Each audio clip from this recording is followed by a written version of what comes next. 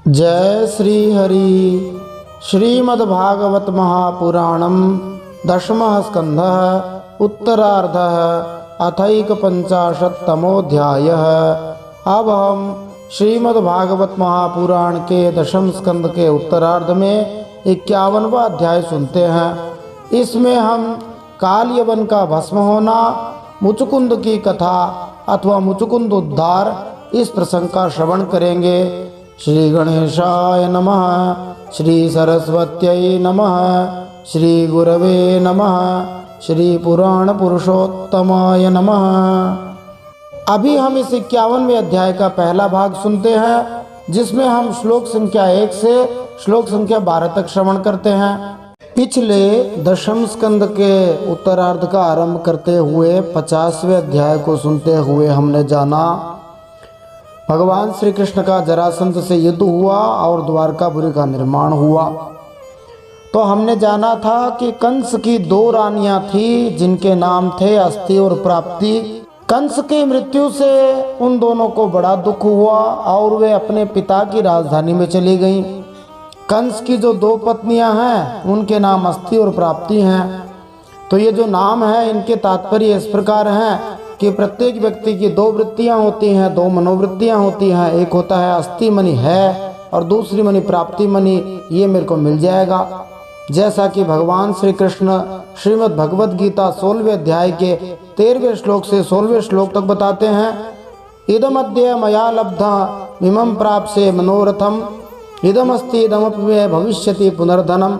ये मेरे पास है, ये मेरे को मिल जाएगा। इस प्रकार प्रत्येक व्यक्ति है और मिल जाएगा, इसमें उलझा रहता है।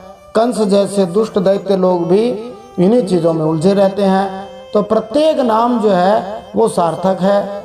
कंस का अर्थ भी वही होता है जो सदा ही हिंसा में लगा रहता हो, सबको मारता रहता हो, दुख देता हो, वह कंस होता है। और इसी कंस शब्द से ही कसाई बना है, ऐसा महात्मा लोग बताया करते हैं। तो वे कंस की पत्नियां अस्ति और प्राप्ति अपने पिता के पास चली गई और उनके पिता थे जरासंध जी। जरासंध महाभारत कालीन मगध राज्य के राजा थे। सम्राट जरासंध ने बहुत से राजाओं को अपने जेल में बंदी बना रखा था। वह महादेव जी के सामने उनकी बलि देना चाहता था।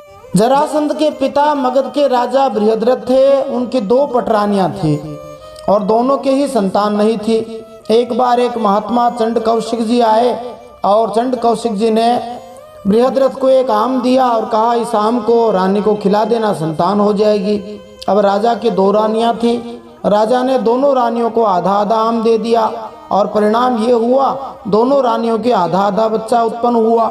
एक हाथ, एक पैर, एक आंख, एक कान, इस प्रकार से उत्पन्न हुआ। ऐसी विचित्र संतान को देखकर राजा ने चिंतित होकर के उसे कहीं जंगल में फेंक दिया।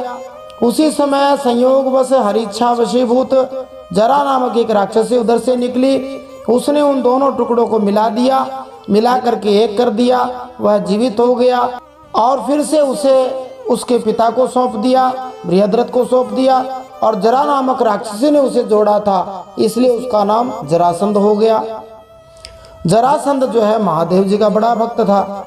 जब जरासंध को पता लगा कि उसके जवाई कंस का वध कर दिया गया है, तब वह बड़ा दुखी हुआ। उसने यदुवंशियों का नाश करने का निश्चय कर लिया और अपने साथ 23 अक्षौहिणी सेना लेकर मथुरा को घेर लिया।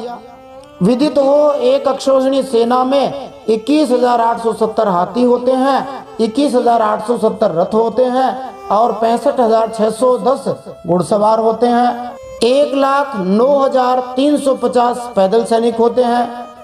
और ये भी ध्यान रखना चाहिए कि हाथी पर, रथ पर और घोड़ों पर भी कोई न कोई मनुष्य ही बैठा होता है। तो तात्पर्य यही निकला कि एक अक्षौहिणी सेना में 2,18,700 मनुष्य होते हैं। और इसको जब 23 अक्षौहिणी से गुणा किया जाएगा तो जरासंध अपने साथ 50,30,100 सैनिकों को लेकर आया था। हम कहीं बहुत बड़ी भागवत कथा को देखते सुनते हैं, बहुत बड़ी राजनीतिक सभाओं को देखते हैं, वहाँ कुछ 2, 4, 5 लाख इकट्ठे हो जाएं तो बहुत सारे लोग दिखाई देते हैं। और हम कल्पना करें कि 50,30,100 लोग जिस युद्ध में भाग लेने जा रहे हों उसके बारे में कोई क्या कल्पना कर सकता है, कितने सारे लोग वहां पर रहे होंगे। इतनी बड़ी भीड़ को देखकर साधारण आदमी तो वैसे ही घबरा जाए। भगवान श्री कृष्ण बिल्कुल नहीं घबराए। उन्होंने विचार किया कि इस जरासंध को किस प्रकार से हराया जाए, परंतु निश्चय कर लिया कि इसको मारना नहीं है, इसको छोड़ देना है, बार बार ये आता रहेगा। और फिर भगवान ने कहा कि देखो, हमारे अवतार का प्रयोजन यही है, परित्राणाय साधूनां विनाशाय च दुष्कृतां धर्म संस्थापनार्थाय संभवामि युगे युगे। श्रीमद् भगवत गीता में 4 अध्याय में भगवान की प्रतिज्ञा है कि हम तो शत्रुओं का संहार करने के लिए, साधु सज्जनों की रक्षा के लिए ही अवतार लेकर आते हैं। तो अब संतों को तो बचाना है और दुष्ट जरासंध जैसे लोगों को ठिकाने लगाना है। एक और विचित्र और मजे की बात यह हुई कि जरासंध से युद्ध करने के लिए भगवान श्री कृष्ण और बलराम जी के साथ कितने लोग गए, तो छोटी सी सेना गई थी, कुछ 150 लोग गए थे। फिर से हम भगवान की विलक्षणता को देखें, भगवान की अद्भुत शक्ति को देखें। 150 लोग 50 लाख लोगों को मारने के लिए जा रहे हैं। जहाँ हम काल्पनिक जगत में, फिल्म जगत में देखते हैं कि एक हीरो होता है, वो सैकड़ों लोगों को हरा देता है, तब हम वाहवाही करते हैं। और भगवान श्री कृष्ण वीर शिरोमणि हैं और वे इतनी बड़ी सेना के सामने अकेले ही जा रहे हैं। कुछ लोग भागवत कथा, राम कथा के वक्ताओं पर आक्षेप लगाते हैं कि ये कथा करने वाले केवल प्रेम की, दुख की बातें बताते हैं, वीरता की बातें नहीं बताते, जबकि ऐसी बात नहीं है। भागवत में सब कुछ वर्णन किया गया है। यहाँ भगवान की अद्भुत वीरता दिखाई दे रही है। कैसी भी परिस्थिति हो, घबराना नहीं चाहिए। भगवान श्री कृष्ण अपने रथ पर बैठे थे जो बैकुंठ धाम से उतरा था। भगवान श्री कृष्ण के सारथी दारूक थे। सेना के सामने जाकर भगवान ने अपना दिव्य पांचजन्य नामक शंख बजाया। जरासंध भगवान श्री कृष्ण के सामने आकर भगवान को ललकारता है, उनकी नकारात्मक रूप से वह निंदा करता है। और जरासंध कहता है कि तुम पुरुषाधम हो, तुम तो अभी नीरे बच्चे हो और अपने मामा को ही मारने वाले हो, मेरे सामने से भाग जा। संत महात्मा भगवान की बुराई नहीं सुन सकते।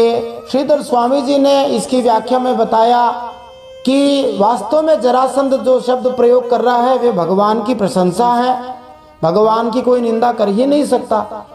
जरासंध ने जैसे भगवान को पुरुषाधम कहा तो वो कहना चाह रहा है पुरुषों में अधम, परंतु वास्तविक अर्थ है पुरुषा अधमा यस्मात्। माने जिन भगवान के सामने सभी मनुष्य कमजोर हों तो भगवान तो सर्वशक्तिमान है।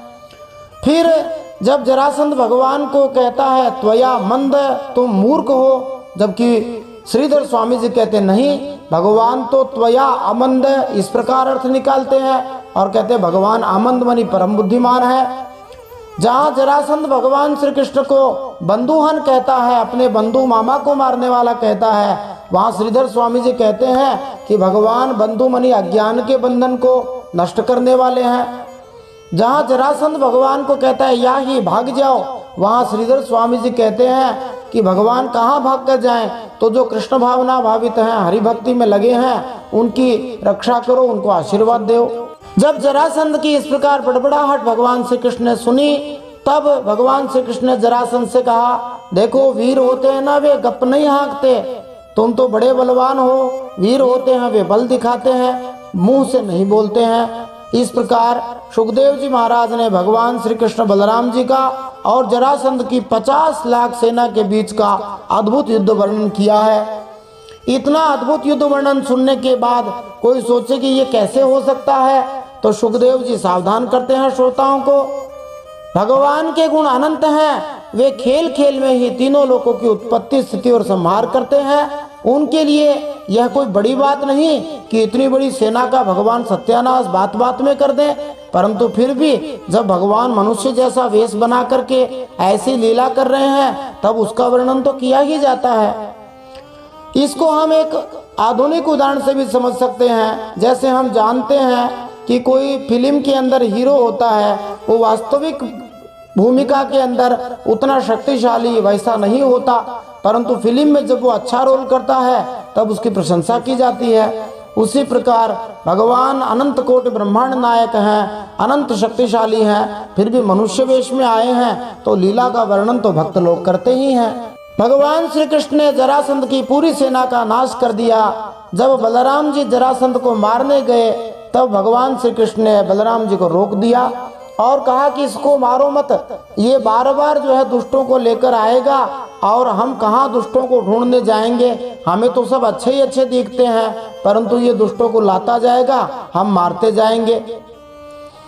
जरासंध बेइज्जत होकर के, अपमानित होकर के वहां से निकला और उसने भजन करने का, तपस्या करने का निश्चय किया। परंतु जो साधारण लोग भजन करना नहीं चाहते उनका तो निश्चय वैसे ही कमजोर होता है। जरासंध भी कमजोर निश्चय वाला था। जैसे ही कोई व्यक्ति भजन करने जाता है दूसरे लोग उसको बहका देते हैं, भजन करने से क्या होता है, कर्म करो, मेहनत करो, कर्म ही सब कुछ होता है, बिना कर्म के कुछ नहीं मिलता है, ऐसे वैसे करके उसके मन को विचलित कर देते हैं। उसी तरह से जरासंध को उसके जो राजा थे उन्होंने विचलित कर दिया। कहा ये यदुवंशियों में क्या रखा है, इनको हरा देंगे, अभी तुम्हारा भाग्य मंदा है, जब भगवान की इच्छा होगी तब विजय प्राप्त हो जाएगी। ऐसे अनेक युक्तियों से उसको तपस्या से हटा दिया। तो तपस्या करना शूरवीरों का काम है, भजन करना वीरों का काम है, दृढ़ निश्चयों का काम है। उपेक्षित जरासंध वापस मगध देश चला गया। सुखदेव जी कहते हैं कि जरासंध की सेना का तो पूरा का पूरा सत्यानाश हो गया, तो भगवान की सेना का कुछ बिगड़ा या नहीं बिगड़ा, एक आध मरे कि नहीं मरे। सुखदेव जी कहते हैं भगवान की सेना का बाल भी बांका न हुआ। अरे भगवान की सेना का बाल बांका कैसे हो सकता है। कहा जाता है जाको राखे श्री हरि, यद्यपि कुछ लोग कहते हैं जाको राखे साईया, तो साई अर्थ स्वामी है, परंतु हम कहते हैं जाको राखे श्री हरि, मार सके ना कोई, बाल न बांका कर सके जो जग बैरी होए। जिसकी रक्षा भगवान करते हैं उसका पूरा संसार बैरी हो जाए तब भी कोई कुछ नहीं बिगाड़ सकता। और यहाँ तो वे भगवान श्री हरि स्वयं ही खड़े हैं, तब उनका कोई क्या बिगाड़ सकता है। भगवान श्री कृष्ण बलराम जी अपनी छोटी सेना के साथ वापस जब मथुरा पहुंचे तब सब लोगों ने उनका खूब सम्मान किया, सब लोग अत्यंत प्रसन्न हो गए। जरासंध के साथ लाए हुए सारे धन आदि को भगवान श्री कृष्ण ने उग्रसेन जी के पास भेज दिया। जो व्यर्थ के तर्क करने वाले हैं वे कह सकते हैं कि जरासंध इतना धन लेकर क्यों आया था, तो ध्यान रखना चाहिए जरासंध की योजना थी कि वो चाहता था कि सभी मथुरा वासियों को मार दे और मथुरा में ही अपना राज्य स्थापित कर ले, लेकिन हुआ उल्टा। तो भगवान ने सारा धन उग्रसेन जी को भिजवा दिया। इस प्रकार जरासंध एक बार नहीं 17 बार 23 अक्षौहिणी सेना लेकर आया था और हर बार उसको मुंह की खानी पड़ी। ध्यातव्य है एक अक्षौहिणी सेना में 2,18,700 मनुष्य, 23 अक्षौहिणी सेना में 50,30,100 मनुष्य और 17 बार आए थे इतने लोग। तो भगवान श्री कृष्ण ने 8.5 करोड़ लोगों को बहुत थोड़े ही दिनों में खत्म कर दिया, नष्ट कर दिया। 8,55,11,700 योद्धाओं को, सैनिकों को भगवान श्री कृष्ण ने मटियामेट कर दिया। तो भगवान श्री कृष्ण ने जरासंध को 17 बार छोड़ दिया। और बहुत सारे लोग कहते हैं कि पृथ्वीराज चौहान ने भी मोहम्मद गौरी को 17 बार छोड़ दिया। यद्यपि इस पे विवाद करते हैं, कुछ लोग कहते हैं पृथ्वीराज चौहान ने 1 ही बार छोड़ा, कुछ लोग कहते हैं 13 बार छोड़ा और कुछ लोग कहते हैं 21 बार छोड़ा। परंतु छोड़ा इसीलिए क्योंकि हमारे जो राजा लोग थे उनमें उदारता थी, दया थी, इसलिए छोड़ दिया। और भगवान ने इसलिए छोड़ा क्योंकि भगवान जानते थे कि ये दुष्ट अनेकों को लेकर आता रहेगा और हम बार बार इनका संहार करते रहेंगे, दुष्टों का नाश करते रहेंगे, हमारा काम बैठे बैठे आराम से हो जाएगा, युक्ति से हो जाएगा। जरासंध 17 बार हारने के बाद भी अपने निश्चय से डिगा नहीं। ये हमारे लिए एक सकारात्मक प्रेरणा है। कोई अच्छा काम करते करते बहुत जल्दी निराश हो जाता है, परंतु बुरा काम करने वाले कभी निराश नहीं होते, वे सदा बुरा काम करते ही रहते हैं। जैसे इस विषय में एक कहानी बताई जाती है। एक बार एक साधु थे, उनको जेल में बंद कर दिया गया और साधु ने कहा कि मेरा कोई दोष नहीं है, मैं तो बड़ा ईमानदार हूँ, भजन करता हूँ, भगवान ने बड़ा बुरा किया। उन साधु ने निश्चय किया अब मैं भजन कुछ नहीं करूंगा, मैं कोई भला काम नहीं करूंगा, अब तो मैं पाप ही करूंगा। उसी समय एक चोर वहीं जेल में था। उसने महात्मा जी से कहा देखो मैं यहाँ 18वीं बार जेल में आया हूँ और हर बार जो है मुझे दंड मिलता है, सजा मिलती है, परंतु फिर मेरा निश्चय बना ही रहता है कि मुझे चोरी करनी ही है, मुझे ये अपहरण डाका वाला काम करना ही है। आप तो अच्छा काम कर रहे हो, फिर आप अपने निश्चय से कैसे टिक सकते हो? तब महात्मा जी ने देखा, हाँ बात तो सही है। तो जरासंध भी अपने निश्चय का पक्का था।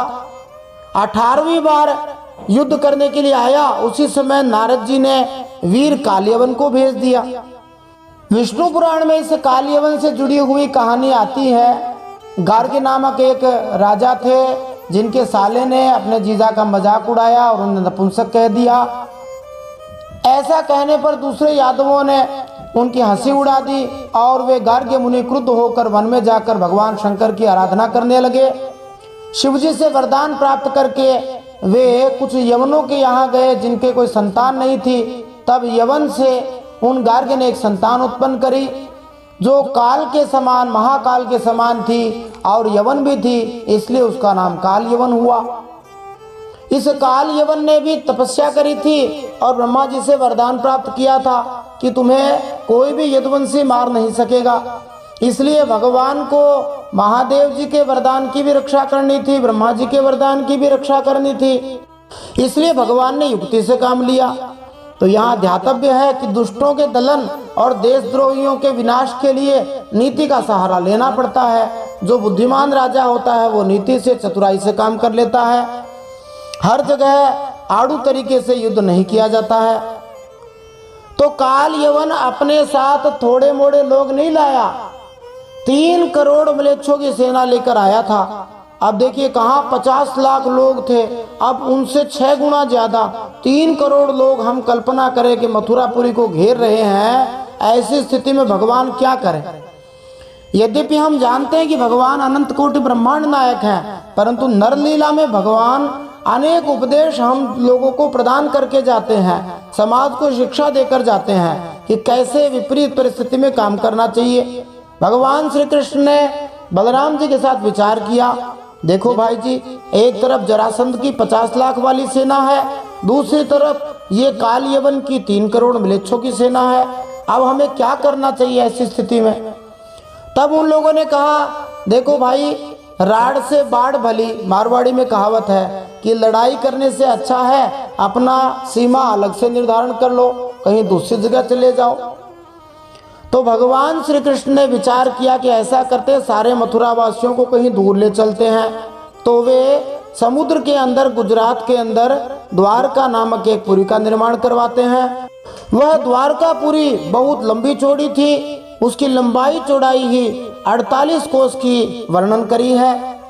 150 से 200 किलोमीटर विस्तार वाली वह अद्भुत बहुत बड़ी नगरी थी। अब यहाँ देखो, व्यास जी, सुखदेव जी चाहते तो कहते कि भगवान ने द्वारका नगरी बसाई, जय श्री राम, छुट्टी हो जाती, परंतु भागवत में प्रत्येक चीज का वर्णन किया गया है कि किस प्रकार से द्वारका नगरी का निर्माण किया गया, किसने निर्माण किया, क्या क्या एक प्लान्ड सिटी के अंदर चीजें होनी चाहिए, वो सारी चीजें हमें यहाँ दिखाई देती हैं। द्वारका नगरी के वास्तुकार, शिल्पकार, निर्माणकर्ता भगवान विश्वकर्मा थे। भगवान विश्वकर्मा बड़े ही अद्भुत कलाकार थे और उन्होंने बड़े ही सुंदर तरीके से उस नगरी का निर्माण किया। ऐसी नगरी बनाई जिसमें सड़कें बड़ी बड़ी हों, बड़े बड़े चौराहे हों और गलियां भी बनी हुई हों, जिससे आने जाने वालों को कोई दिक्कत ना हो। कहीं भी कोई अपना टाउनशिप बनाता है उसमें बड़ी बड़ी सड़कें दिखाता है।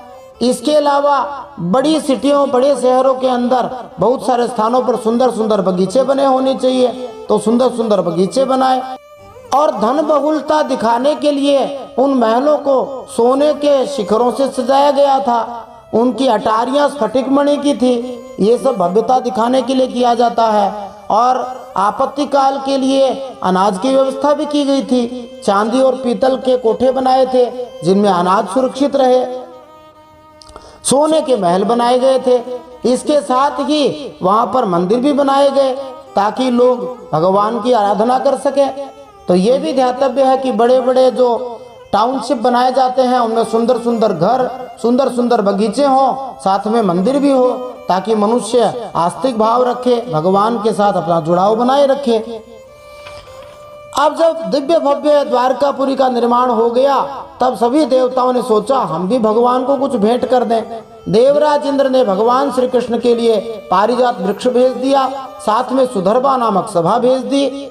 यह सुधर्मा सभा ऐसी दिव्य है कि इसमें जो भी बैठा हो उसे ना भूख लगती थी न प्यास लगती थी। वरुण देवता ने भी भगवान के लिए सफेद घोड़े भेजे और उन सफेद घोड़ों की विशेषता यह थी कि उनका केवल एक एक कान काले रंग का था और बड़ी तेज गति से भागने वाले थे। धन के पति धनाध्यक्ष कुबेर जी ने भी भगवान के लिए 8 निधियां भेज दी। यद्यपि श्री हनुमान जी महाराज के लिए प्रसिद्ध है अष्ट सिद्धि नव निधि के दाता, असबर दीन जानकी माता। जानकी माता ने हनुमान जी को वरदान दिया था कि तुम अष्ट सिद्धि और नवनिधि के अधिपति ही नहीं, उनको देने वाले भी हो जाओगे। लेकिन श्रीमद् भागवत महापुराण में 9 निधियों के स्थान पर 8 निधियां बताई हैं। श्रीधर स्वामी जी ने उन निधियों के नाम बताए हैं पद्म, महापद्म, मत्स्य, कूर्म, औदक, नील, मुकुंद और शंख। ये 8 निधियां हैं। अलग अलग स्थानों पर अलग अलग तरीके से वर्णन किया गया है। इनमें विवाद का कोई विषय नहीं है। लोकपालों ने बहुत सारी सिद्धियां भगवान के लिए भेज दी। अब भगवान श्री कृष्ण ने इतनी सारी प्रजा को द्वारका में कैसे पहुंचाया होगा? तो भगवान की शक्ति अचिंत्य है। योग माया के द्वारा भगवान ने पल भर में ही सोए हुए सभी मथुरावासियों को द्वारका में पहुंचा दिया। और भगवान श्री कृष्ण कमलों की माला पहनकर बिना अस्त्र शस्त्र के ही नगर के बड़े दरवाजे से मथुरा से बाहर निकल गए। अब हम श्रीमद् भागवत महापुराण के 10वें स्कंद के उत्तरार्ध के 51वें अध्याय में काल यवन का भस्म होना, मुचुकुंद उद्धार, इन प्रसंगों को सुनते हुए इन प्रश्नों के उत्तर प्राप्त कर सकते हैं। अभी हम पहले भाग में श्लोक संख्या 1 से श्लोक संख्या 12 तक श्रवण करते हैं और इन प्रश्नों के उत्तर प्राप्त करते हैं। काल यवन ने भगवान श्री कृष्ण को कैसे पहचाना? श्री सुखदेव जी ने भगवान श्री कृष्ण का चतुर्भुज श्री विष्णु स्वरूप वर्णन 2 बार क्यों किया? भगवान श्री कृष्ण का निरस्त्र होकर मथुरा से निकलना, भगवान श्री कृष्ण मथुरा से निकलते समय अपने साथ क्या कोई अस्त्र लेकर गए थे? भगवान श्री कृष्ण रणछोड़ राय क्यों कहलाते हैं? मंदिर में श्री भगवान की पीठ का दर्शन क्यों नहीं करना चाहिए? ये एक महत्वपूर्ण प्रश्न है। भगवान श्री कृष्ण काल यवन को कहाँ ले गए थे? काल यवन भगवान को पाने में समर्थ क्यों न हो सका? काल यवन को श्री कृष्ण ने क्यों नहीं मारा? फिर उसे किसने भस्म किया? ये भी एक रोचक प्रश्न है। आइए इन सब प्रश्नों के उत्तर जानने के लिए आज का यह 10वें स्कंद के उत्तरार्ध का 51वां अध्याय सुनते हैं, श्लोक संख्या 1 से 12 तक। जय श्री हरि। नारायणं नमस्कृत्य नरं चैव नरोत्तमं देवीं सरस्वतीं व्यासं ततो जयमुदीरयेत्।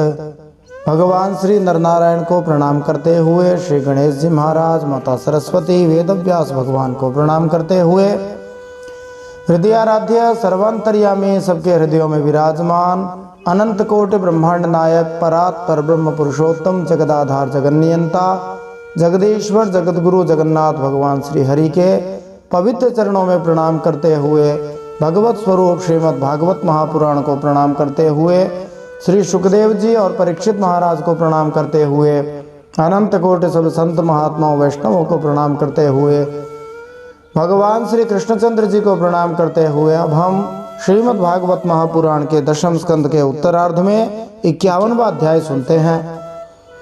इसमें हम कालयवन का भस्म होना, मुचुकुंद की कथा, इस प्रसंग का श्रवण करेंगे। श्रीमद् भागवत महापुराणम 10वां स्कंध उत्तरार्ध अथैक 50तमोऽध्याय। अभी हम इसका पहला भाग सुनते हैं।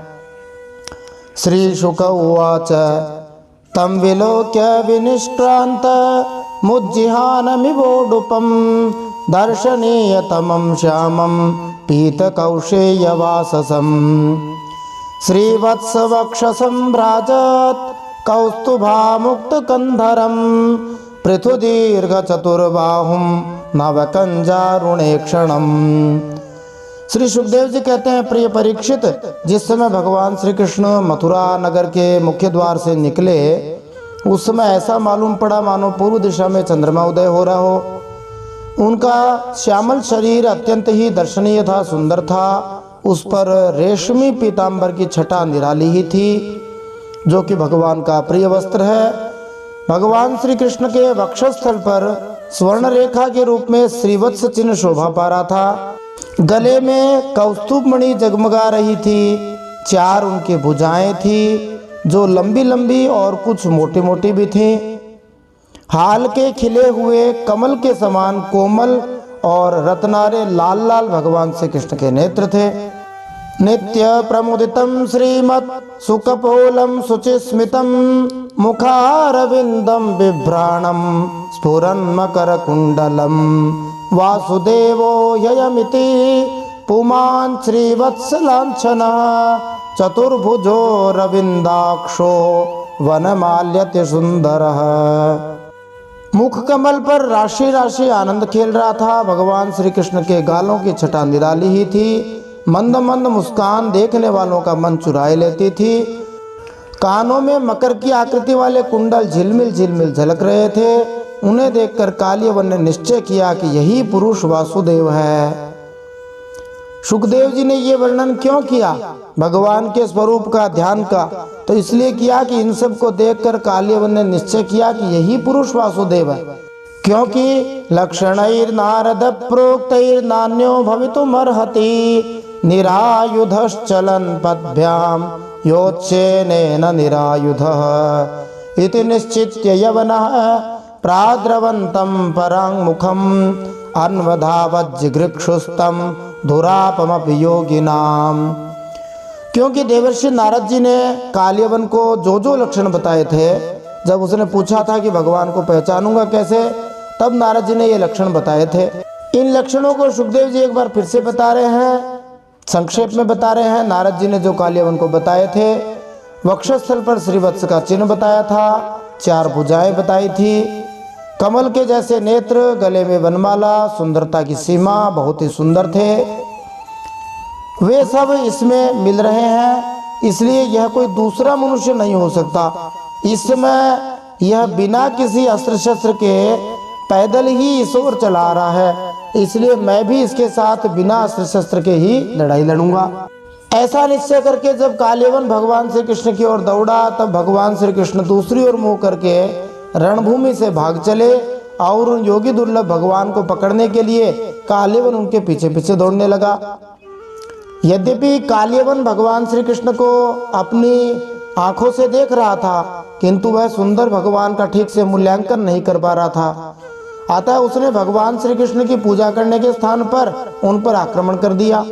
इसी तरह आधुनिक मनुष्यों के लिए दर्शन, शांति व्यवस्था और यहाँ तक कि धर्म के नाम पर भी भगवान श्री कृष्ण पर आक्रमण कर देना असामान्य बात नहीं है। हस्त प्राप्त मिवात्मानं हरिणा सपदे पदे नीतो दर्शयता दूरम यवनेशो द्रिकंदरम। रण छोड़ भगवान लीला करते हुए भाग रहे थे। अब भगवान का यहाँ इस लीला के कारण नया नाम पड़ गया रणछोड़। रणछोड़ जी के मंदिर है बहुत सारे स्थानों पर, गुजरात में विशेष रूप से डाकोर जी में है। भगवान श्री कृष्ण ने जो जो लीलाएं करी उनके हिसाब से उनके नाम पढ़ते गए। एक विशिष्ट नाम पड़ा रणछोड़। बोलिए रणछोड़ भगवान की जय, रणछोड़ राय जी की जय।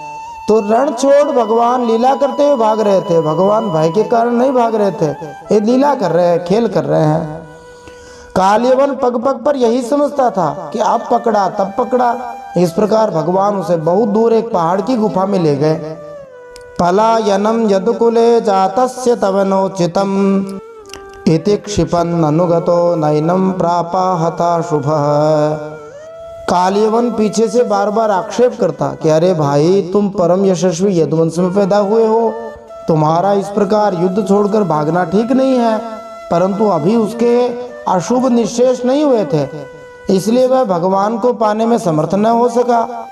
तो भगवान को पकड़ पाना किसी के बस की बात नहीं है। भगवान को समझो कि कालियवन ऐसे समझता था कि अब पकड़ा तब पकड़ा, जैसे प्रमाणज्ञ विद्वान समझता है कि मैंने प्रमाण द्वारा ईश्वर को पकड़ रखा है, वैसे ही कालियवन समझता था कि श्री कृष्ण को पकड़ लूंगा। पर क्या प्रमाण के चंगुल में कभी भगवान फंसते हैं? जो प्रमाता से अंतःकरण अवच्छिन्न चैतन्य से एक होकर बैठा हुआ है, वह प्रमाण का विषय होकर सामने कैसे आएगा? इसी तरह श्री कृष्ण को पकड़ना कालियवन के बस की बात नहीं थी।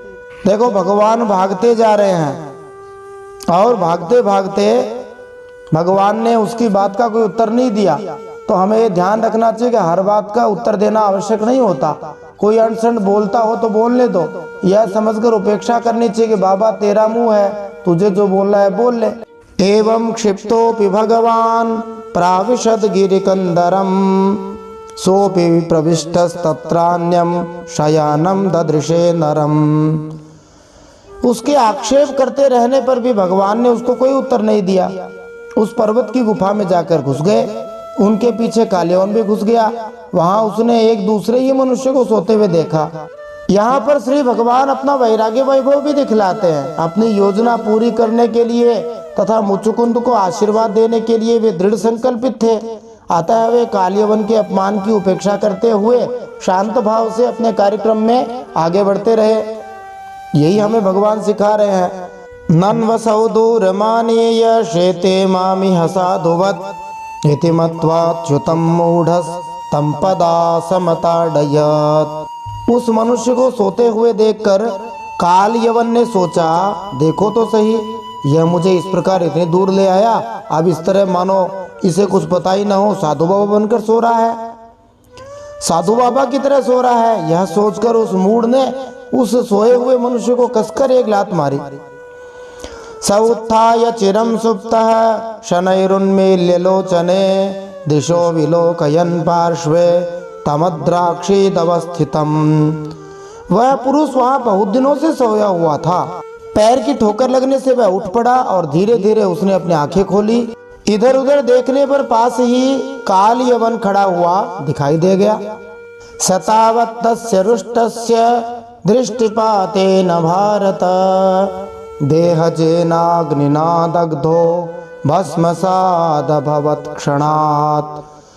वह पुरुष इस प्रकार ठोकर मारकर जगाए जाने से थोड़ा रुष्ट हो गया था। उसकी दृष्टि पड़ते ही कालियवन के शरीर में आग पैदा हो गई थी और वह क्षण भर में जलकर राख का ढेर हो गया।